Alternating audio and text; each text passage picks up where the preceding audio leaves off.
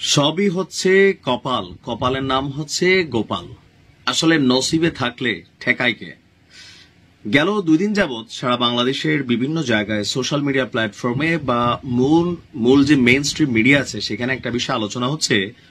Doctor Mohammad Yunus তিনি যে যুক্তরাজ্য সফরে যাচ্ছেন সেখানে তিনি একটা অ্যাওয়ার্ড গ্রহণ করবেন, যেটা হচ্ছে কিংস চার্লস হারমোনি অ্যাওয়ার্ড। মানে যুক্তরাজ্যের যিনি রাজা আছেন এই মুহূর্তে, রাজা তৃতীয় চার্লস, তিনি একটা বিশেষ অ্যাওয়ার্ড দিবেন। কিন্তু প্রশ্ন হচ্ছে এই অ্যাওয়ার্ডের তালিকায় ওনার নাম আছে কিনা?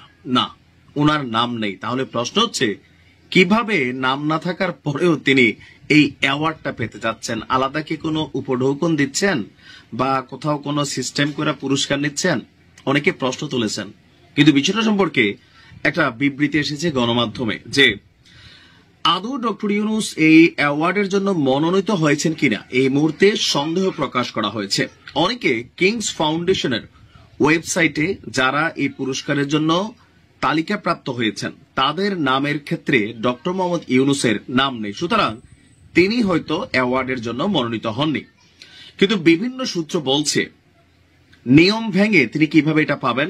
ডক্টর মোহাম্মদ ইউনূসের মর্যাদা ব্রিটিশ রাজার কাছে অনেক বেশি।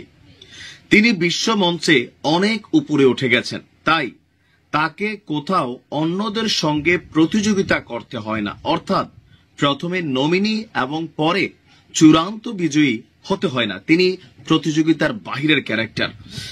গত বছর থেকে চালু হওয়া আপনার এই কিংস চার্লস অ্যাওয়ার্ডের বিশ্ববরণ্য এক ব্যক্তিকে তার অবদানের জন্য বিশেষ সম্মাননা স্বরূপ আপনার এই কিংস চার্লস অ্যাওয়ার্ডটা দেওয়া হয়, যেমনটা গত বছর জাতিসংঘের মহাসচিব বান কি মুনকে দেওয়া হয়েছে। এই পদক অনেকটা লাইফ টাইম অ্যাচিভমেন্ট অ্যাওয়ার্ডের মতন।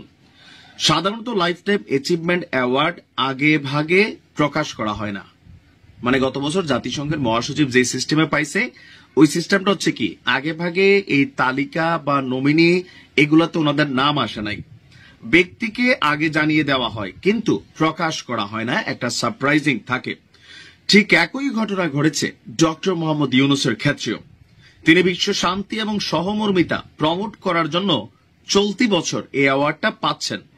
এই ধরনের স্পেশাল অ্যাওয়ার্ড অনুষ্ঠানে তাৎক্ষণিক তা জানিয়ে সম্মানিত ব্যক্তিকে স্টেজে ডাকা হয় এবং পুরস্কার নেওয়ার জন্য, আর তখনই সবাই জানতে পারে কে সেই বরেণ্য ব্যক্তিত্ব। অর্থাৎ সোজা বাংলায় মুদ্রা কথায় আমরা যদি বলি, যেই তালিকাতে ডক্টর মোহাম্মদ ইউনূসের নাম দেখা যাচ্ছে না, অনেকে এটা নিয়ে করছেন, সমালোচনা হচ্ছে যে এটা একটা হয়তো ফাও কথা বা এনা সেনা সরকার কি মিথ্যা বলছে, আলাদা কোনো টুপাইস পয়সা টয়সা বিষয়টা এরকম না।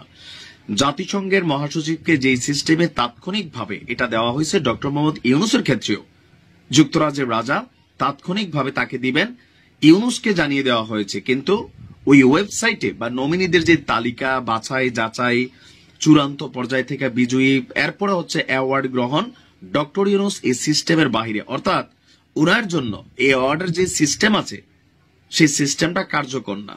তিনি কিংস হারমোনি অ্যাওয়ার্ড পাচ্ছেন, আর না পাইলে তো এটা গণমাধ্যমে আমরা দেখবই।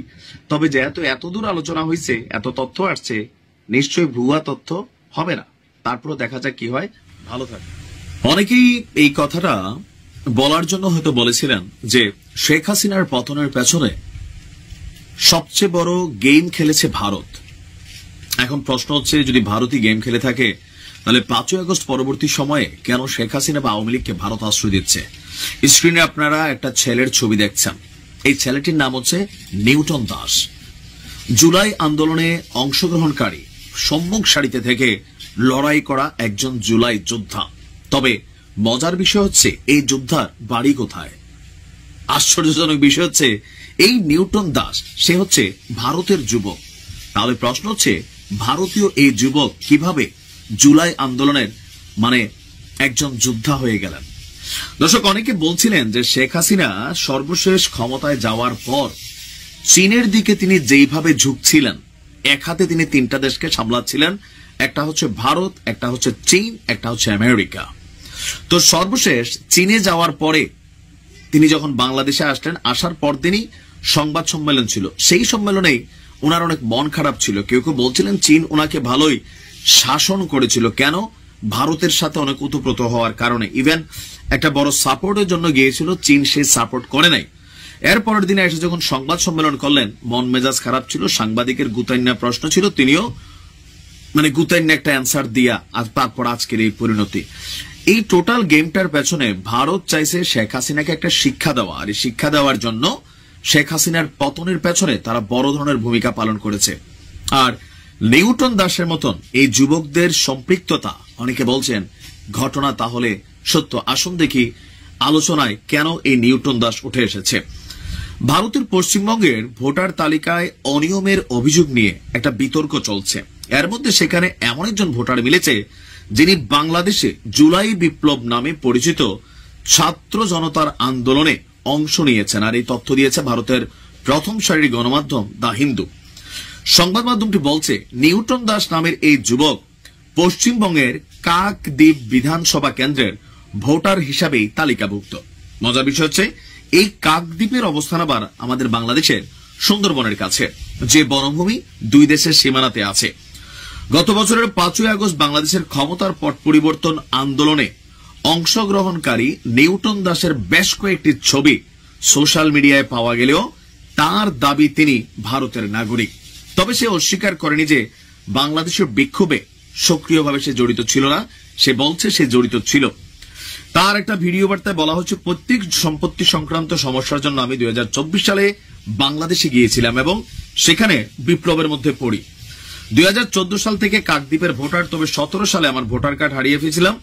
18 সালে স্থানীয় বিধায়ক মন্টুরাম পাখিরার সহায়তায় আমি নতুন একটি ভোটার কার্ড পাই।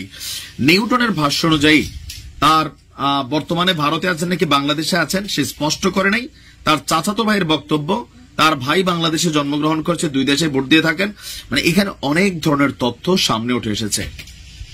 কেউ কেউ বলছেন যে রয়ের এজেন্টরা বাংলাদেশে শেখ হাসিনা সরকারের পতনের জন্য বিভিন্ন রকম পরিকল্পনা নিয়েছিল। মেইন কারণ হচ্ছে শেখ হাসিনাকে শাসন করা বা বুঝাই দেওয়া যে ভারতকে বাদ দিয়ে তুমি চীনের দিকে গেলে তোমার পরিণতি কি হতে পারে। এমনকি কেউ কেউ বলে থাকেন যে তিনি শেষ মুহূর্তে এসে ভারতের তাবেদারিতেও বা ভারতের অতিরিক্ত নাক গলানোটা পছন্দ করছিলেন না, কিন্তু বেরো হতে পারছিলেন না ওই জায়গা থেকে। আর পেছনে মার্কিন যুক্তরাষ্ট্রের একটা সাপোর্ট তো ছিলই। এখন সবকিছু পারসেপশন। নিউটন দাসের মতো আরো কতজন যুবক জুলাই অভ্যুত্থানে অংশগ্রহণ করেছে, সময় হয়তো কোনো এক সময় বলবে। আর শেখ হাসিনাকে তাহলে কেন আশ্রয় দিয়ে রাখছে?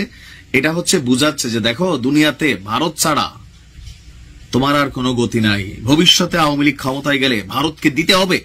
শেখ হাসিনা বলতেন, এমন দেওয়া দিছি ভারত সারা জীবন মনে রাখবে। তবে ভারত আরো চাইছে মনে হয়। আসলে ইন্টারন্যাশনাল গেম যে বাংলাদেশকে নিয়ে চলে, এটা স্বাভাবিকভাবে বা সাধারণ দৃষ্টিতে বোঝার কোনো সুযোগ নেই। ভালো থাকুন।